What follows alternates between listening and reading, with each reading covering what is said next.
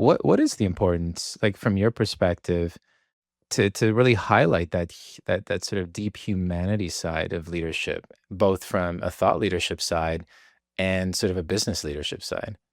I guess really, there's like a consistent thing throughout my career, both when I had jobs as like a bakery truck driver for a German bakery or moving X-ray files as a temp. I had every kind of weirdo job you could imagine when I was starting out in theater because, hey, that doesn't pay very well.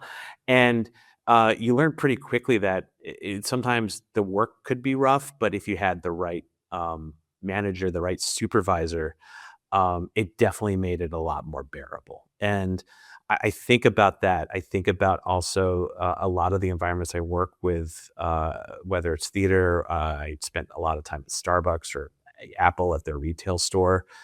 There's a sense of like being part of a team and working together.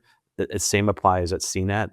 We're kind of smaller teams within a bigger team within a really big team. And that idea of being part of something that's bigger than you, working toward a similar goal or a similar priority. I know the term like North Star gets used quite a bit, but it is really true. Like if you have what is driving you as a leader aligned with the brand or company you're working with, it makes it much easier.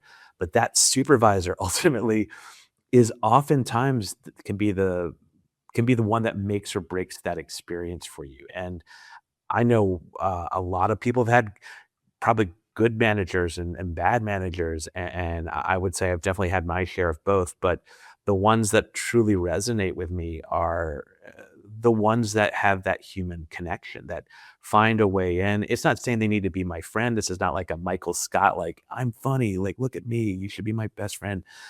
In fact, I think that actually it could be horrible leadership. But I think it's important to have that connection to someone because you really are able to find that motivation. And as someone who's usually in a manager role, you're more senior. There's a little bit of a role modeling going on as well. And I think all those little things add up to a better experience and stuff. Obviously, things like money, benefits, work-life balance, those things are so important, but it fundamentally, again, I think a lot of people will put up with super hard work if you have a good manager and you feel connected to them and the work that you're doing, and that's not an easy task.